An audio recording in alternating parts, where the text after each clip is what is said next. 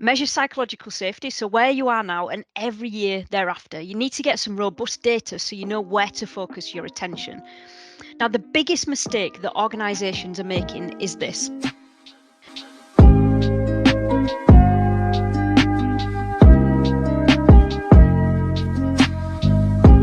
Well, firstly, they can start by changing the narrative around psychological safety.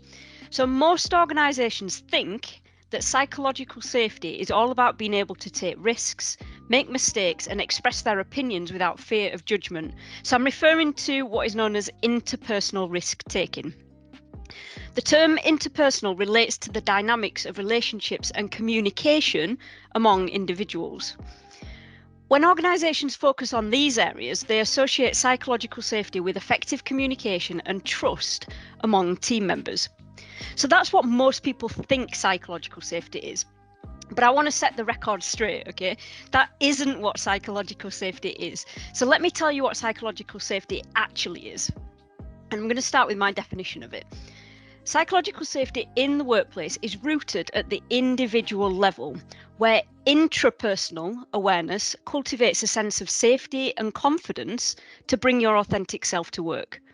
This intrapersonal foundation acts as a catalyst, so it plays a pivotal role in cultivating positive team dynamics and collaboration. So let's just unpick that a little bit. What do I mean by intrapersonal awareness? So here I'm referring to an individual's understanding of their own thoughts, emotions, and behaviours. It encompasses a myriad of cognitive, emotional, behavioural aspects that influence, well, many things really, like emotional and mental well-being, thought processes, emotional responses, and behaviour. Now, this self-awareness is crucial because it directly impacts an individual's performance and behaviour in the workplace. Recognising and understanding your internal processes can contribute to better personal leadership, effective communication and decision making, and overall enhanced performance in the workplace. So you've got to remember that psychological safety starts with you. It's not about the collective and it's not about one-to-one interactions. It's not about communication or trust, it's about you. If your team isn't psychologically safe, the issues lie with individuals, not within the collective. You need to start with work at the individual level, not with the team. And this is where most organisations fall down early on in their journey. So going back to that definition I just shared with you, it's vital to start with the intrapersonal aspects, or raising your self-awareness. This often leads individuals to feel confident to bring their authentic self into the workplace. Once you have that foundation, then you can start working on communication, team dynamics, and collaboration. You need to make sure that everyone has the self-awareness, the communication tools, and collaboration skills to thrive at work. These aren't something that you're taught in school, unfortunately. So you need to provide training and allow people to practice these skills in a safe environment. When we talk about a psychologically safe workplace, we're talking about a workplace where individuals and teams can thrive and achieve their full potential. Organisations like to jump straight into creating that environment where the team can thrive before doing the groundwork to ensure that individuals can thrive. So in terms of your question, how can businesses improve psychological safety in the workplace? 1, start with the individual. 2, provide training, the tools, and a safe space to develop their self-awareness and understanding of their authentic self. We need to equip people with the tools and knowledge to thrive in the workplace, not leave it to chance. The third thing is to give them time to practice and hone their communication skills. The fourth is to actively work on team dynamics. So I encourage your teams to find out more about each individual team member's personality, personal and work boundaries, work preferences, communication preferences, and celebration preferences. And 5, create safe spaces for teams to learn how to work better together. Now, I'll also highly recommend that you look at the 5 pillars of psychological safety. So that's the methodology we use here at the Psychological Safety Institute. The 5 pillars are a comprehensive framework being used around the world to create fully inclusive workplaces. These 5 pillars were designed with multinational corporations in mind and have been rigorously tested and validated by human behaviour experts. They provide practical support, enabling individuals and teams to take an active role in creating a psychologically safe workplace. They cultivate an environment where organisations and their people thrive.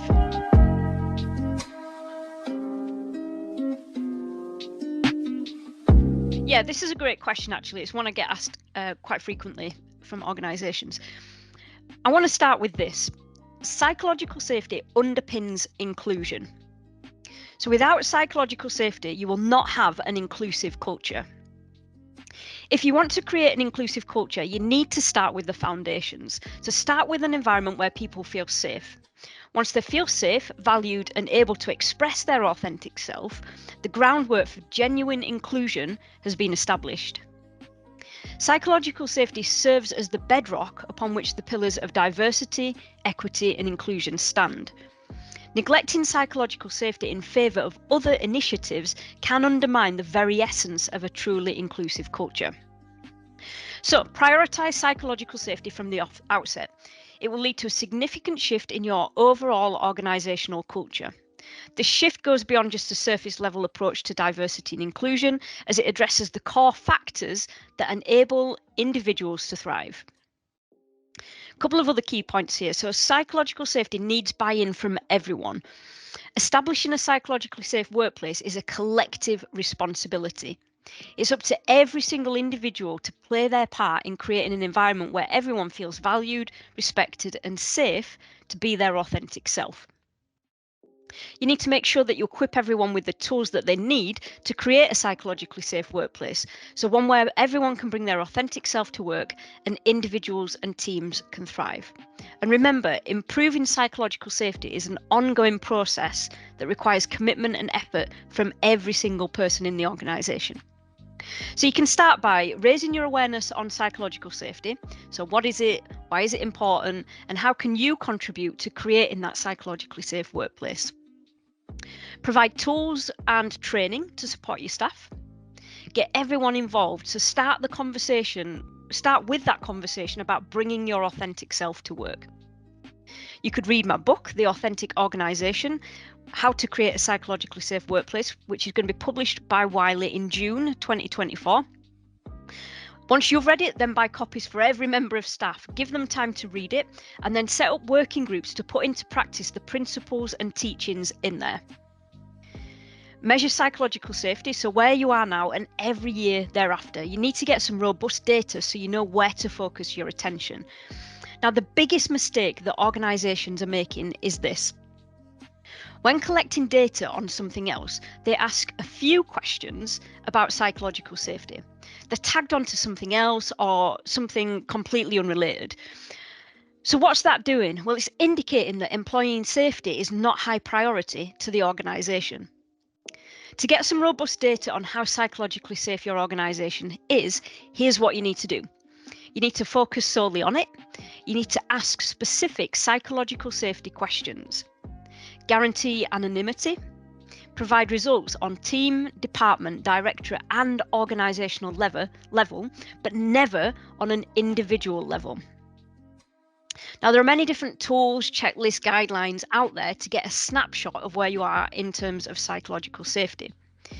If you're looking for accurate and robust data on how psychologically safe your organisation is, let me briefly introduce you to Lux. Lux is a cutting-edge diagnostic tool designed to measure psychological safety within multinational organisations. It's trusted by multinational organisations worldwide, and it is the catalyst for workplace transformation.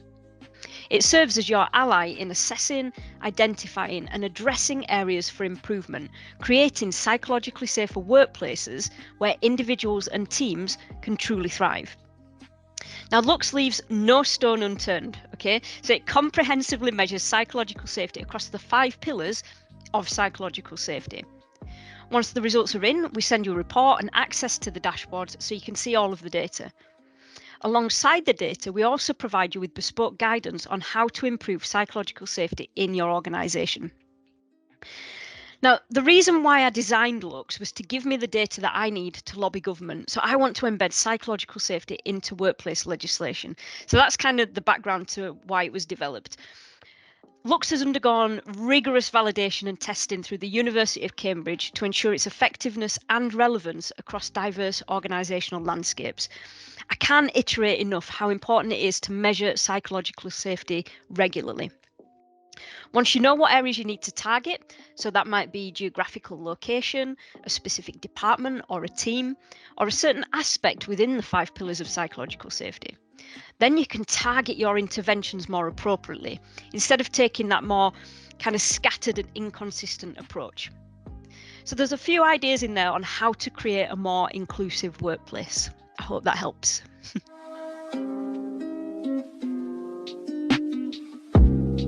I believe we all have the right to feel safe at work.